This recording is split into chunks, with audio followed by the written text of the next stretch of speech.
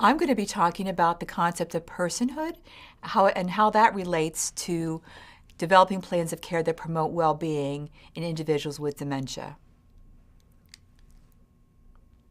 Dementia, as you know, is the ultimate thief. It begins with deficits to short-term memory, eventually moving into impairing an individual's ability to communicate their needs to us, and then ultimately moving on and causing deficits in their ability to function such that they require they're totally dependent on us for their care. There are multiple losses that occur over this process, beginning with cognitive losses and then moving into emotional, social, physical losses, and the way that they are respected in the community because of these losses. The individual's also impacted by other past traumas, disadvantages that they've overcome, and the social dislocation that occurs as part of the dementia care system, unfortunately. Often individuals are asked to leave their home environment, move into other supportive care environments, and it's these ultimate insults over time that make dementia an ultimate thief. Personhood is an important concept to think about in relation to these multiple losses. And they should help us be mindful of the need to focus on the sense of personhood of each individual. However, the concept of personhood has been very widely debated, primarily in the philosophical literatures and also in the literature around in thinking about laws around the rights and responsibilities of persons. And so you look back historically over the literature, you can see this long debate about the concept of personhood, particularly among philosophers and ethicists. As society began to cope with more and more individuals with dementia residing in our society, this issue of personhood also, a new level of debate actually occurred. Some philosophers argued that personhood required the possession of certain capabilities and capacities, such as the ability to think and reason logically. Other ethicists and philosophers argued that personhood only requires the being of simply being a human being. That is the only requirement to this concept of personhood.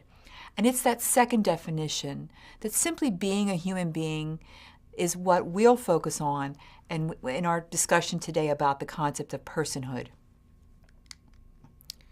We owe this definition to the work of Tom Kitwood, who defined personhood as the standing or status that's bestowed upon one human being by others in the context of relationship and social being, and that it implies recognition, respect, and trust.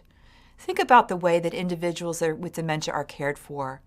Are they fully recognized? Are they respected? Is their opinion trusted? Especially as individuals lose the ability to communicate their needs with us, often the utterances and the behaviors that they manifest are ignored and not understood as an important way of their communicating their needs to us. And so the personhood model has been particularly useful in helping us understand why individuals express the symptoms that they're expressing. And it's because that they have needs that are unmet and that we need to respect because we respect them as a person. Here's the list of domains that Tom Kitwood identified. The first is the need for comfort, for warmth and compassion in the care that we provide. The second is occupation, not just paid employment, but the need to be involved in meaningful, engaging activities.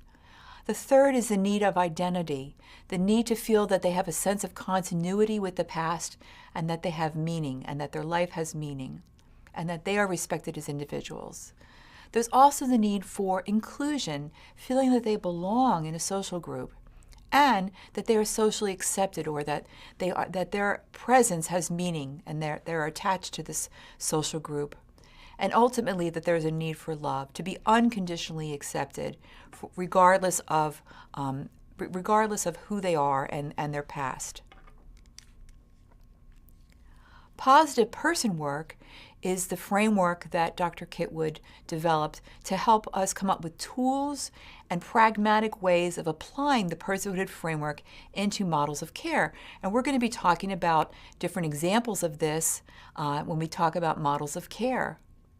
But if we think about the concept of unmet needs in comfort, for example, we can use holding, relaxation, timulation, and these domains to inform a palliative approach. And we'll be talking about a palliative model of care next week with the understanding that it's a comforting care way of providing for individuals, particularly those at end-stage disease. We'll also talk about the application of meaningful activities as a very important model of care, and we'll talk about that next week. And here we'll talk about the need for meaningful engagement, or the need for occupation, and the ways that we go about that through things like play and negotiation. So all of these domains are useful in providing a framework, a very practical way of using the concept of personhood in informing models of care. And it'll really transcend all of the work that we're going to be talking about next week. So in conclusion, this is a very brief overview and a brief introduction to the idea of personhood as a central idea in person-centered care. We use the term person-centered care rather lightly to infer an idea that the patient is at the center of the care that we provide. Here we're hoping that we're enhancing your understanding of what we mean by person-centered care, that it really is inherent in this idea of personhood. Hope that this beginning discussion is useful to you. We'll be providing you with other resources and links if you're interested in learning more about this model. There are rich resources available to you online if you want to learn more about this concept of personhood. Thank you.